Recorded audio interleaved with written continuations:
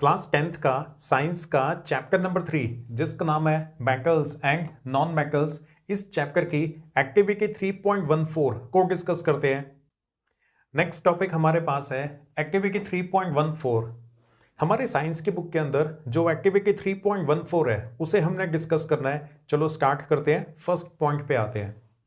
Take 3 test tubes and place iron nails in each of them.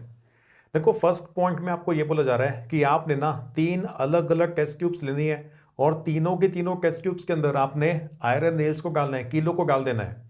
तो ये हमारे पास 3 test tubes हैं, ए, B और सी, और तीनों के अंदर हमने कुछ कुछ आयरन नेल्स को डाल दिया। आगे चलते हैं, सेकंड पॉइंट पे आते हैं। Label these test tubes as A, B and C. Pour some water in test tube A and cork it.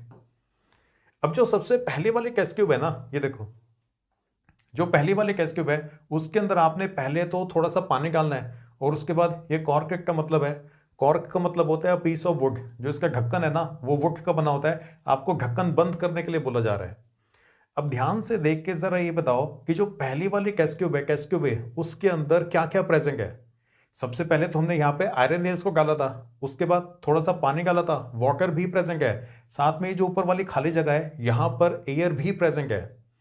तो इस सिचुएशन में ना जो आयरन नेल्स हैं वो वाटर के भी कांटेक्ट में है और एयर के भी कांटेक्ट के अंदर है। तो यहाँ पे कोरोजन हो जाएगा, आयरन जो नेल्स हैं उनकी रस्टिंग हो जाएगी। इस एक्टिविटी के अंदर हमने ये सीखना है कि किस कंडीशन के अंदर कोरोजन होगा और किस कंडीशन के अंदर कोरोजन नहीं हो पाएगा। आयरन की जो कोरोजन होते हैं ना उसी को रस्टिंग बोला जाता है। तो यहाँ पे क्योंकि आयरन की ही बात हो रही है तो कोरोजन बोला जाए या रस्टिंग बोला जाए एक ही बात है। आयरन की कोरोजन को ही रस्टिंग बोलते हैं। और कोरोजन के लिए नेसेसरी कंडीशंस क्या होती है? Presence of air and presence of water. Air और वाटर दोनों का प्रेजेंट होना जरूरी होता है। तो फर्स्ट टेस्ट ट्यूब के अंदर जो सिचुएशन है यहां पे एयर भी प्रेजेंट है और वाटर भी प्रेजेंट है, तो कुछ दिनों के अंदर हम ऑब्जर्व करेंगे कि आयरन नेल्स की रस्टिंग हो जाएगी। अब आगे चले, नेक्स्ट पॉइंट पे आते हैं। Pour boiled distilled water in test tube B, add about 1 ml of oil and cork it. अब जो सेकंड वाली टेस्ट ट्यूब है ना उसके अंदर देखो, बॉइल्ड डिस्टिल्ड वाटर डालने के लिए बोला जा रहा है। जो सेकंड वाली टेस्ट ट्यूब है, डायग्राम में ध्यान से देखना, एक तो यहाँ पे ना आपने इतना पानी डालना है, इतना डिस्टिल्ड वाटर डालना है ताकि जो आयरन नेल्स है ना वो पानी के अंदर डूबे हुए होने चाहिए। और साथ में ऊपर आपने थोड़ा सा ऑयल भी डाला है यहाँ पे। Oil and water do not mix, oil and water do not mix. Water और ऑयल आपस में मिक्स नहीं होते हैं। जो वाटर है वो भारी होता है, जो ऑयल होता है वो हल्का होता है। तो वाटर नीचे रहेगा, ऑयल की लेयर आपको यहाँ पे ऊपर नजर आएगी और ऑयल और वाटर आपस में एक दूसरे के साथ मिक्स नहीं होते। अब यहाँ पे ये जो ऊपर वाली ऑयल की लेयर के ऊपर वाली जो थोड़ी सी खाली जगह है वहां पे एयर तो प्रेजेंट है, लेकिन वो वाले एयर ऑयल की लेयर को क्रॉस करके नीचे नहीं जा सकती है। तो जो आयरन नेल्स है ना they are only exposed to water. Test tube B के अंदर जो आयरन नेल्स हैं वो सिर्फ और सिर्फ वाटर के साथ कांटेक्ट के अंदर हैं, वो एयर के साथ कांटेक्ट में नहीं है। एयर को यहाँ पे आपने हटा दिया, बीच में ऑयल की लेयर लगा देना।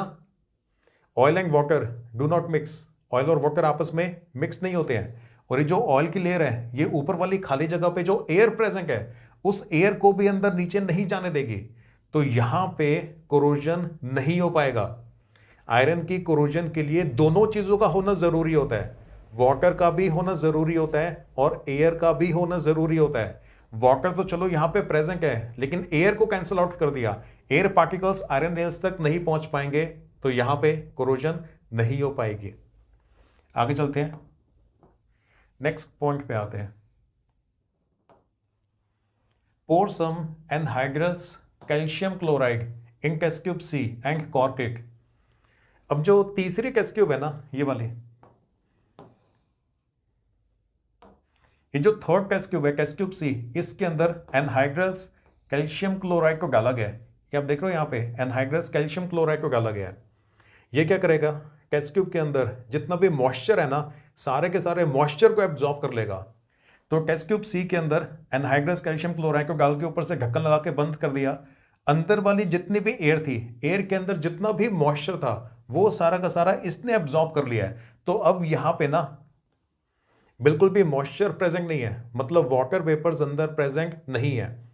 तो क्योंकि यहां पे आयरन नेल्स एयर के साथ कॉन्टैक्ट में तो हैं, लेकिन वाटर यहां पे एब्सेंट है, तो इस वजह से यहां पर भी कोरोजन नहीं हो पाएगी। ए, बी और सी तीन टेस्ट ट्यूब थी ना, पहली वाली टेस्ट ट्यूब के अंदर एयर और वाटर दोनों प्रेजेंट थे, तो टेस्ट ट्यूब ए के अंदर कोरोजन हो जाएगी। कुछ दिनों के बाद आयरन नेल्स को जब आप बाहर निकालोगे ना, तो उनकी रस्टिंग हुई पड़ी होगी, कोरोजन हुई पड़ी होगी। बी और सी के अंदर कोरोजन नहीं हो पाएगी। टेस्ट ट्यूब बी के अंदर हमने एयर को हटा दिया, वाटर प्रेजेंट है लेकिन एयर नहीं है।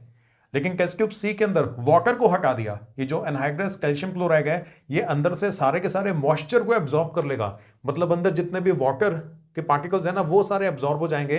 तो आयरन नेल्स के साथ एयर तो कांटेक्ट में है, वाटर कांटेक्ट में नहीं है, तो एयर और वाटर दोनों का होना जरूरी होता है। ये वाली बात साबित होती है इस एक्टिविटी से।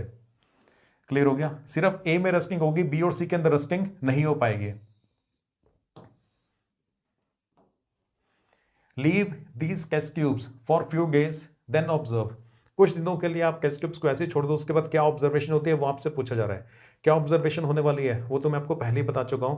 टेस्ट ट्यूब ए के अंदर रस्टिंग हो जाएगी, बी और सी के अंदर रस्टिंग नहीं होगी। आप अपने आंसर में ऐसे लिखोगे, after few days iron nails present in test tube A will rust, but iron nails present in test tube B and C will not rust. Test tube A के अंदर जो आयरन नेल्स है उनकी rusting हो जाएगी, लेकिन test tube B और सी के अंदर जो आयरन नेल्स है उनकी रस्टिंग नहीं होगी, कोरोजन वहां पे नहीं हो पाएगा। फिर आगे अपनी एक्सप्लेनेशन में आप ये लिखोगे, air and water both are necessary for corrosion. Air and water both are necessary for corrosion. Air and water both are necessary for corrosion. दोनों में से अगर एक भी एब्सेंट है ना तो रस्टिंग या कोरोजन नहीं होने वाला। फिर आगे बी और सी के अंदर रस्टिंग क्यों नहीं होती है उसका रीजन भी दे दिया। In test tube B iron nails are exposed to only water, air is absent. जो टेस्ट ट्यूब बी है ना उसके अंदर कोरोजन इस वजह से नहीं हो पा रहा क्योंकि आयरन नेल्स के साथ सिर्फ वाटर कॉन्टैक्ट में है, एयर वहां पे एब्सेंट थी। और टेस्ट ट्यूब सी के अंदर iron nails are exposed to only air, water is absent. Test tube C के अंदर वाटर एब्सेंट था, जो एनहाइड्रस कैल्शियम क्लोराइड डाला था ना वो सारे के सारे मॉइस्चर को एब्जॉर्ब कर लेगा, मतलब वाटर के पार्टिकल्स को एब्जॉर्ब कर लेगा। क्योंकि वाटर नहीं है तो कोरोजन वहां पे नहीं हो पाएगा। अगर आप यहां तक पहुंचे गए हो तो प्लीज वीडियो को लाइक कर देना और चैनल को सब्सक्राइब कर लो।